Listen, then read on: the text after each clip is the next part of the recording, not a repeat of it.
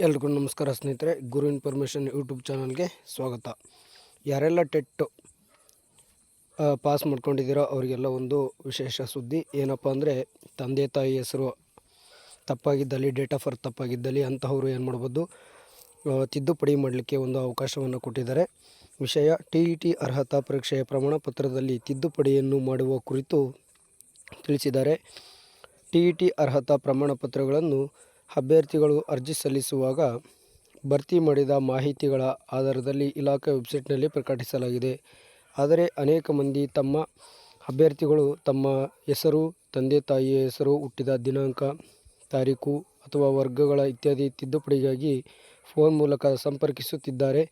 ಆದುದರಿಂದ ಇಂತಹ ತಿದ್ದುಪಡಿಗಳ ಅಗತ್ಯ ಇರುವವರು ಪ್ರತಿಯೊಂದು ತಿದ್ದುಪಡಿಯ ಬಗ್ಗೆ ಪತ್ರಾಂಕಿತ ಅಧಿಕಾರಿಗಳಿಂದ ದೃಢೀಕರಿಸಲ್ಪಟ್ಟಂತಹ ಪೂರಕ ದಾಖಲೆಗಳೊಂದಿಗೆ ರು.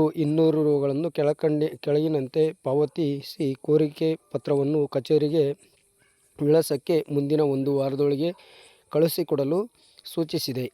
ಆನಂತರ ಬಂದ ಮನವಿಗಳನ್ನು ಪರಿಗಣಿಸಲಾಗುವುದಿಲ್ಲ ಅಂತ ಹೇಳಿದ್ದಾರೆ.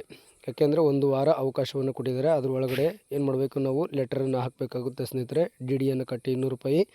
ಅದಕ್ಕೆ ಸಂಬಂಧಿಸಿದಂತಹ ದಾಖಲೆಗಳು ಕೊಡಬೇಕಾಗುತ್ತೆ. ಅಪ್ಲಿಕೇಶನ್ನು ಮತ್ತು SSLC ಮಾರ್ಕ್ಸ್ ಕಾರ್ಡು ಇಂಪಾರ್ಟೆಂಟ್ ಆಗುತ್ತೆ. ಅದರಲ್ಲಿ ಇದ್ದಂತಹ ಏನು ನಮ್ಮ ತಂದೆ ತಾಯಿ ಹೆಸರು ಹಾಗೆ ಡೇಟ್ ಆಫ್ ಬರ್ತ್ ಬರ್ತಕ್ಕಂಥದ್ದು ಸ್ನೇಹಿತರೆ. SSLC ಮಾರ್ಕ್ಸ್ ಕಾರ್ಡ್ ಇಂಪಾರ್ಟೆಂಟ್ ಆಗುತ್ತೆ. ಹಾಗೆ ಕ್ರಮ ಸಂಖ್ಯೆ ನೋಡ್ರಿ, ಇಲ್ಲಿ ಶುಲ್ಕ ಪಾವತಿಸುವಂತಹ ವಿಧಾನ. DD ₹200 ತುಂಬಬೇಕು. ಯಾರಿಗೆ?